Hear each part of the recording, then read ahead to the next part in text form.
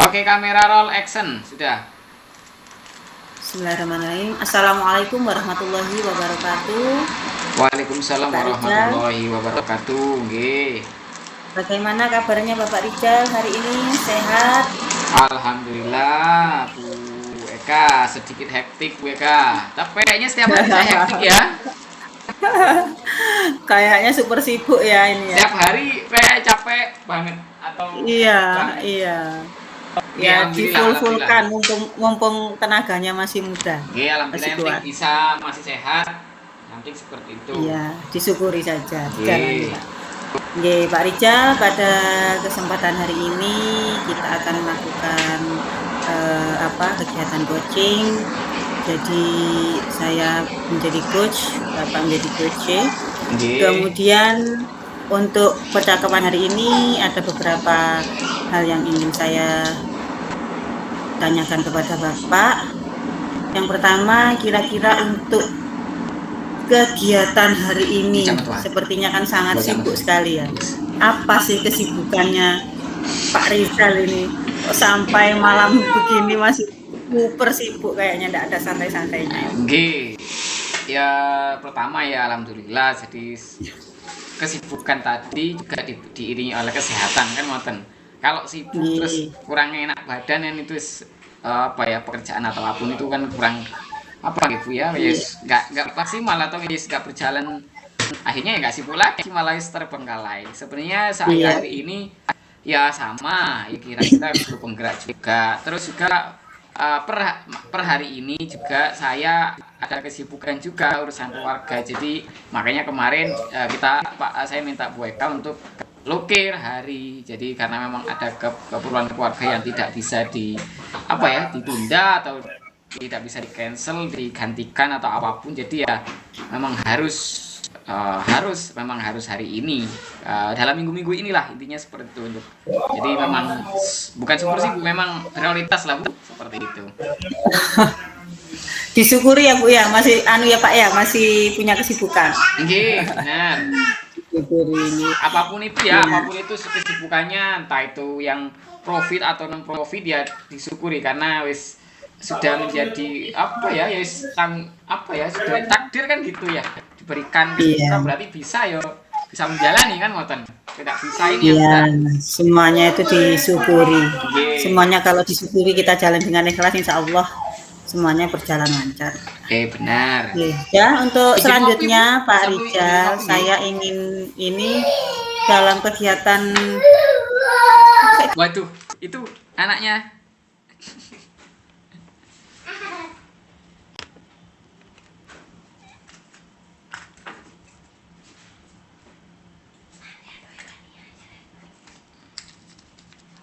Iko.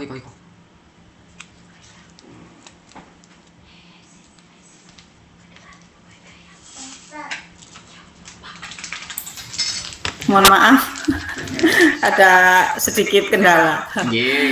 Ya, selanjutnya Bapak Rijal bisa diceritakan pengalaman atau masalah-masalah apa yang terjadi, terutama pada akhir-akhir ini yang dialami oleh Pak Rizal, baik itu di dalam pekerjaannya atau di luar pekerjaan atau di dalam keluarga, lingkungan keluarga. Kita bisa saling sharing. Monggo Pak Rizal. Bu Eka, sebenarnya lebih ke pembelajaran sih saya, Bu Eka. Jadi masih di-unmute Pak. Oh iya, suaranya. Sebenarnya masih terkait dengan pembelajaran Bu Eka. Jadi ya bukan akhir-akhir ini sih sebenarnya, kalau kami dari sekolah berbasis pondok, notabene kan anak-anak itu ya berangkatnya bukan berangkat dari rumah. Jadi motivasi belajarnya bukan motivasi dari rumah, bukan motivasi dari orang tua. Mereka motivasinya dari pondok, juga motivasi dari dari pengurus pondok, ibaratnya seperti itu, atau yang pemilik lah, pengasuh pondok. Nah itu yang menjadi masalah mungkin ya dari kebanyakan guru kami termasuk saya. Nah, masalahnya itu kan anak-anak itu motivasi belajarnya sih Bu, jadi motivasi belajar dimana lebih ke ini Bu, motivasinya bukan nggak mau belajar, bukan, tapi lebih ya mungkin pengaruhnya ke sana, tapi lebih ke anak-anak itu kalau waktunya bel masuk misalkan seperti itu nggak segera masuk gitu, jadinya apa nggih jadinya Santai. pembelajarannya betul apa ya, molor, bukan molor, malah mundur mundur mundur. Maksudnya mundur adalah misalkan yang jam pertama itu ada yang ngajar, harusnya masuk, jadinya kan nggak masuk, atau sudah masuk nggak maksimal karena tinggal beberapa menit, seperti itu. Terutama saya juga ada beberapa jam itu yang pagi, makanya sering berkorban. Maksudnya berkorban ya paling tidak misalkan 2 jam cuma masuk 1 jam, seperti itu sih Bu. Jadi itu yang masalah yang saya hadapi, bagaimana sih anak-anak kok semangat belajarnya terutama dalam mau masuk kelas itu kok sulit gitu, apakah dari gurunya, apakah dari siswanya, atau dari pondoknya, seperti itu Bu Eka. Oh iya, jadi masalahnya lebih ke ini ya, anak-anak mungkin eh, terlalu banyak mungkin schedule-nya, mungkin kalau anak pondok kan ini ya, apa agama juga Nggih, ada, nggih. terus di sekolah ya ditambah lagi agama plus umum juga kan Nggih, seperti itu. nggih, nggih. Ya kompleks banget intinya Bu, makanya Kemudian apa? nggih. Iya iya. Kira-kira faktor apa yang paling anu Pak, yang bisa Bapak temukan, kira-kira faktor apa yang sangat dominan menjadi seperti kurang bersemangat ini? Faktornya adalah ketika terutama ketika itu Bu, ketika sudah naik nggih, naik sudah terlambat. Nah, kadang di situ sudah anak-anak itu tidak bawa buku, tidak bawa perlengkapan atau apapun. Nah, itu mungkin yang faktor yang membuat akhirnya apa nggih, gairah ya, terutama gairah. Ya mungkin stres itu juga gairah. Gairah apa yang akhirnya hilang. Semangatnya Nggih, berkurang. betul. Itu juga secara nggak langsung mempengaruhi guru sih kalau menurut saya gitulah. Gimana anak-anak kok dari semangat buku aja nggak bawa, berarti kan semangatnya kurang. Nah itu mungkin yang ya memang itu tugasnya guru, tugasnya kita, tapi ya itu yang masalah yang saya hadapi kayak gitu Bu Eka. Mungkin kepinginnya itu ya gimana ya, ada ruang komunikasi, ruang kolaborasi atau diskusi terkait bagaimana sih anak mengatasi hal tersebut, seperti itu. Sebenarnya kalau dari teguran dari kepala juga itu sering saya itu, tapi ya wis, bahkan pernah Bu kayak bukan bukan diadu ya, anak KS-nya itu naik ke kelas saya waktu itu sedang menyiapkan media ya di TU. Saya apa ya, proses cetak, terus kepala sekolah saya itu naik ke atas. Nah, negur waktunya siapa? Pak Rijal. Padahal waktu itu saya lagi di TU bikin apa, nyetak dokumen buat media itu. Terus turun, "Ser, kok enggak dimasuki?" gitu. Loh, masuk, ini masih nyetak, ini tak tunjukkan media saya. Katanya enggak boleh bawa apa, anak-anak itu bilangnya beda ke kepala sekolah saya. Terus loh, tak suruh nunggu sebentar. Katanya gini, enggak boleh karena anak-anak bawa buku kan. Kepala sekolah saya bilang, "Loh, endi bukune kok ndak ono? Ndak boleh ambil buku Bu sama Pak Rijal, suruh nunggu," gitu. Nah, terus saya bilang gini, "Loh, kata siapa, Mem?" Malah tak suruh silakan ambil bukunya sambil nunggu saya nyetak ini loh medianya, seperti itu. Yang itu sih kalau saya sebenarnya sering banget kayak gitu miss ya, karena ya anak-anak ya seperti itu Bu. Nggih Bu Ika. Bu Ika? Halo? BK sepertinya anu ini Pak, jaringan ini, masalah jaringan. Iya. Punya saya Bu Di Eka saya kok, juga berhenti. kok merem terus. Iya, BK ngantuk. Bu Eka, ayo jam piro Bu Eka? Bu Eka. Coba di logout lagi Bu Eka. Logout apa di close terus login lagi Bu Eka. Bu Eka, halo. Aduh Bu Eka. Oh iya, keluar. Nah,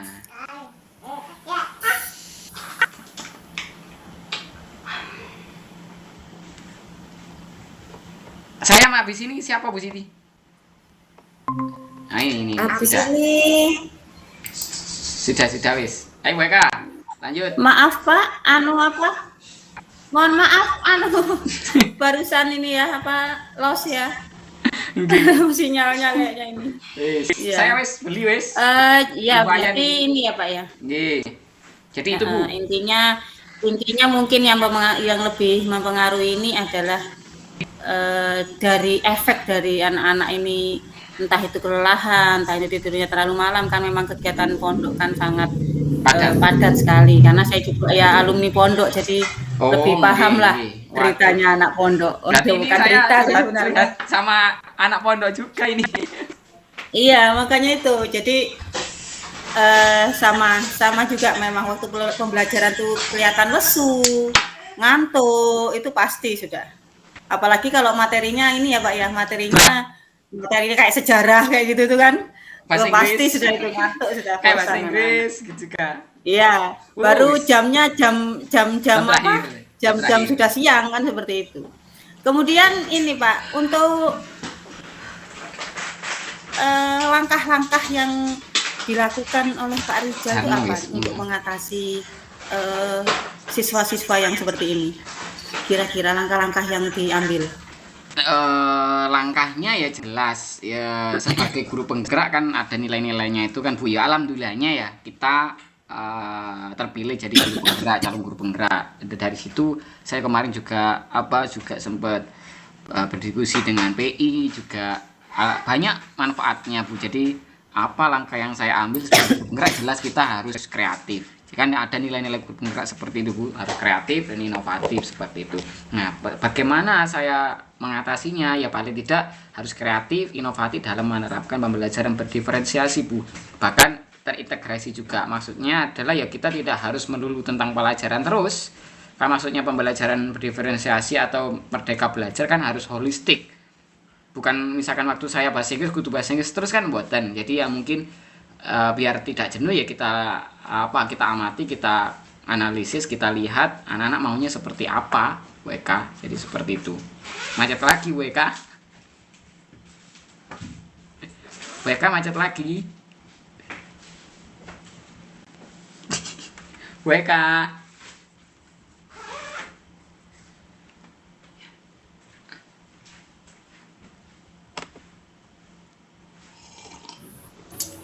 Aneh panganan sih mah. Aku gampang. Lu ya lengar aja mah. Nanti Pak Rizal jadi coach saya. Oh iya, siap. Masalahnya apa, Bu Siti? Aku gak nyiapno pertanyaan soalnya. Keluar lagi Bu Eka. Halo Bu Eka, lanjut. Mohon maaf Pak, los terus. Aduh, kayak apa ini sinyalnya? Hujan ya? Tadi enggak kayak gini kok, sekarang kayak hujan gini. Ya? Pak Rizal jangan di-unmute dulu. Iya. Kemudian setelah langkah-langkah yang sudah dilakukan oleh Pak Rizal, kira-kira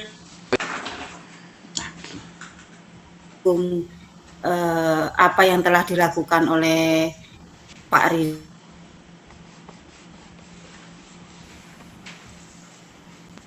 Peran sekolah itu apa gitu loh Pak?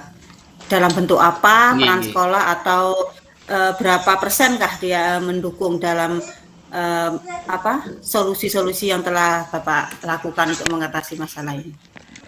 Kalau peran sekolah ya sangat support sekali Bu, suportif sekali sekolah. Maksudnya di situ ya benar-benar mendukung. Jadi sekolah kami itu ya memberikan fasilitas apapun itu, dukungan apapun itu, di mana gurunya mau sedemikian rupa. Bahkan pondok juga kalau mau kita harus mau berkoordinasi juga. Misalkan saya memberikan pembelajaran di outing kelas, di luar kelas itu kan harus izin, terutama putri. Jadi sangat suportif sekali sih yang dilakukan oleh sekolah, apalagi juga pondok juga itu sangat mendukung sekali. Kalau persentasenya ya mendekati 100, 80, 90 itu sangat support sekali. Mungkin kenapa kok ada yang sisanya 20%, 10% mungkin karena fasilitas terkait sarana prasarana yang kurang mendukung, sehingga ya misalkan saya kepingin kayak gini nggak bisa, kepingin itu nggak bisa. Jadi bukan karena tidak mendukung, tapi karena mungkin fasilitas atau sarana saja Bu yang kurang memadai. Tapi menurut saya apa yang telah dilakukan, langkah-langkah yang telah dilakukan Pak Rizal ini memang sangat tepat sekali, apalagi mengingat di di lingkungan pondok ini kan memang sangat-sangat butuh ekstra guru-gurunya. Benar anaknya memang anaknya dikurung, tapi kadang itu anak-anak ini kan apa ya, kendalanya itu kebosanannya itu loh, boringnya itu jadi yang membuat mereka itu merasa tidak bersemangat lagi. Kemudian untuk peran sekolah menurut saya sangat bagus sekali dukungannya. Jadi insya Allah lah kalau itu dijalankan dengan maksimal ya bisa menghasilkan perubahan yang sangat lebih baik.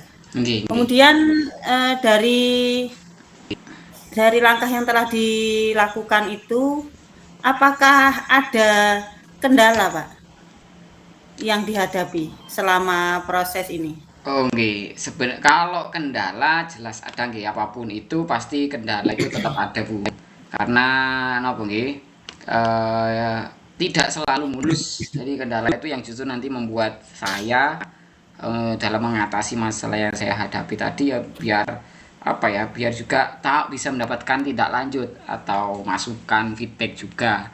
Ini kendalanya mungkin lebih ke itu Bu, minimnya mungkin saya maksudnya kurang koordinasi dengan Bapak Ibu guru, atau juga mungkin kurang koordinasi. Mungkin terkait dengan prasarana tadi ya. Mungkin juga prasarana juga.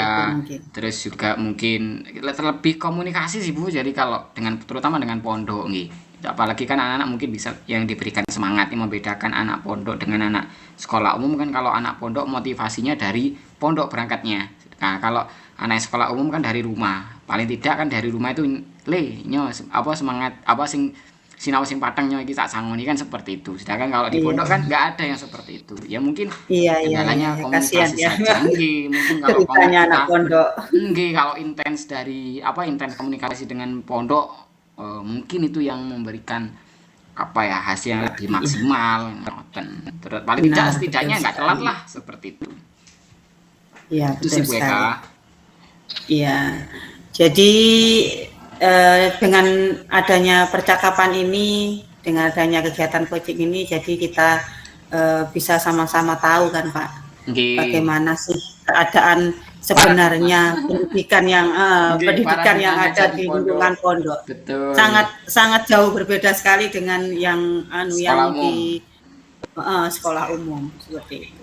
Jadi menurut Pak Rizal, dari kegiatan kita ini, coaching kita ini, kira-kira apa yang didapat? Ya maksudnya hikmahnya ini apa yang bisa diambil dari kegiatan kita ini? Ya bisa sharing, apalagi Bu Eka selaku coach merupakan alumni santri juga, jadi mendapatkan insight ya, bukan justru emang kayak gitu harus maklumi mboten, tapi kan memberikan sedikit paradigma. Memang ya itu salah satu tantangan kalau kita ngajar di pondok. Dan kalau kita pikir juga kenapa kok kita ngajar di pondok, mungkin karena kita orang yang pas. Nah kalau orang lain mungkin belum tentu bisa. Kan alhamdulillah. Bisa jadi seperti itu. Wah beratnya kayak gitu ya. Bukan justru enak ngajari pondok santai kan, bukan, justru itu yang membuat hikmahnya kayak gitu sih kalau menurut saya. Mungkin kenapa kok saya ngajari pondok, mungkin karena saya bisa ngajar kayak anak kayak gitu-gitu. Apalagi saya lihat baru kemarin saya tahu kalau Pak Rizal ini rumahnya tinggalnya di Lumajang ya. Jadi tiap hari PP aduh. Iya. Saya enggak bisa bayangkan bagaimana itu capeknya. Dari perjalanan aja sudah ini kita menguras tenaga kan seperti itu. Benar, jadi mungkin dengan pengorbanannya seperti itu banyak hikmah yang didapat ya Pak Rizal. Ya, barokah lah paling tidak kalau kita ikhlas ya. Yes, pokoknya ya itu tadi Bu. Anak-anak itu kan katanya anak pondok itu kan membawa berkah kan, meskipun bagaimana halnya ya mungkin membawa berkah dari hal-hal yang lain lah, bahkan hal kecil kayak gitu. Mungkin urusan kita buat jadi mudah, atau kita tambah stres. Mboten ya, maksudnya stres hilang kayak gitu. Maksudnya kayak gitu. Ya kan salah satu barokahnya juga. Doakan paling enggak, siapa tahu kan gitu ya. Anak pondok kan paling tidak berdoa, siapa tahu ingat gurunya kan. ya itu harapannya kayak gitu. Bukan harapan sih, maksudnya semoga bisa bermanfaat kayak gitu aja, Bu. Baik, terima kasih Bapak Rijal untuk coachingnya pada kesempatan ini. Saya sangat mendapatkan juga ya beberapa pengalaman yang telah diceritakan oleh Pak Rizal. Paling tidak saya juga sedikit-sedikit mengenang masa lalu, mengenang masa lalu, masa-masa menjadi santri kan seperti itu. Iya. Jadi terima kasih Pak Rijal. Sebenarnya banyak yang ingin saya sharing ya, masalah terutama masalah pendidikan di pondok pesantren. Tapi dengan terbatasnya waktu, mungkin kita bisa lanjut di lain hari, di lain kesempatan. Terima kasih Bapak Rizal atas waktunya sudah diberikan. Saya juga terima kasih. Saya mohon maaf apabila dalam kegiatan ini saya ada salah tutur kata, saya mohon maaf.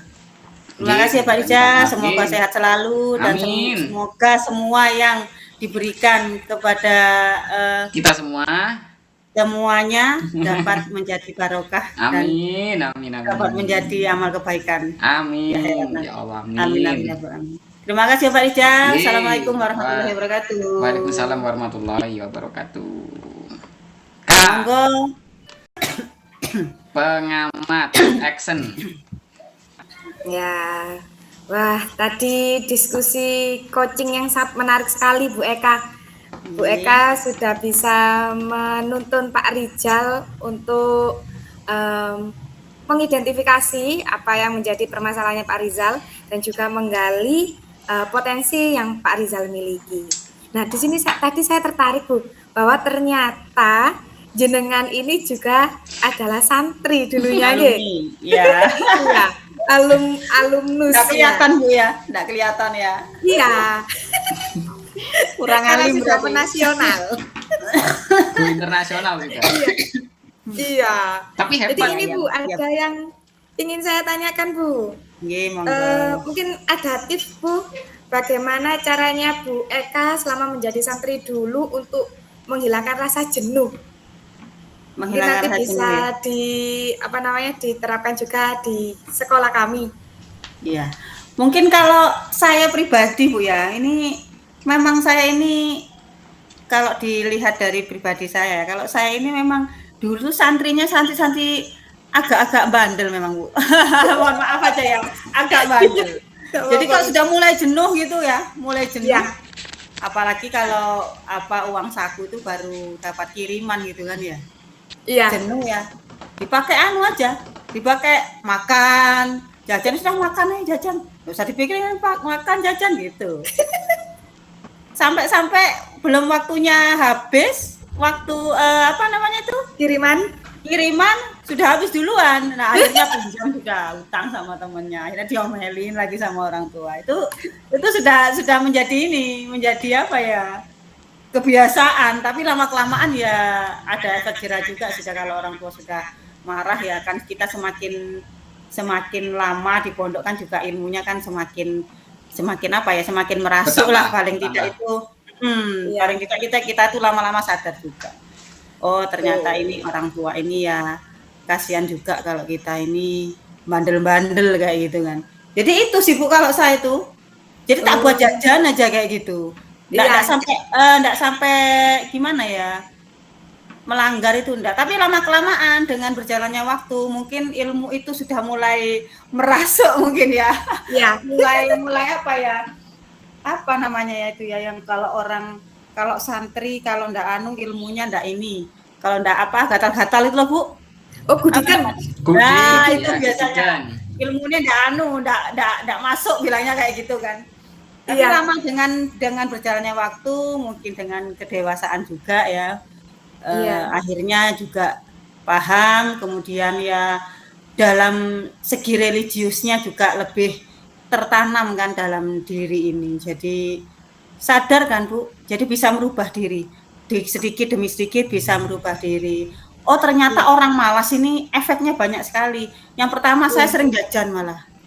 Kan gitu. nggak semangat sering jajan, uang cepat habis. Rugi sendiri kan sebenarnya seperti itu. Iya. Ngomelin orang tua. Akhirnya saya berpikir seperti itu. Ya alhamdulillah mungkin dapat apa ya? Dapat hikmahnya kali ya. Iya. Ya dapat dapat barokahnya. Ya, dapat barokahnya. Dengan doa orang tua juga mungkin kenapa anak saya kok seperti ini, mungkin kayak gitu. Iya. Termasuk santri bandel kok Bu saya Bu. Dulu. Memang tidak bisa dipungkiri semuanya sama. Iya. Semuanya sama, apalagi kalau sudah jam-jam saya dulu kan sekolahnya di Man Lumajang kan. Iya. Oh, Man Lumajang. Iya, Man Lumajang. Kalau sudah waktunya fisiologi kan? Apa sih waktunya apa? Sosiologi ya, sosiologi. Aduh, wes cerita terus pas waktunya sudah jam siang. Tidur tuh ya tidur nyenyak itu sudah. Ya tidur nyenyak itu, tapi gurunya itu sudah paham. Enggak pernah ditegur. Oh, tahu ini anak pondok. Sudah paham. Jadi anak pondok enggak pernah ditegur, dibiarkan. Iya. Oh, iya seperti itu. Jadi memaklumi kegiatannya yang padat itu. Iya, gitu. Makanya Pak Rizal tadi menceritakan menceritakan kurang semangatnya anak-anak yang ada di pondok itu ya memang seperti itu. Kegiatan kan kadang tidur sampai jam 11 malam.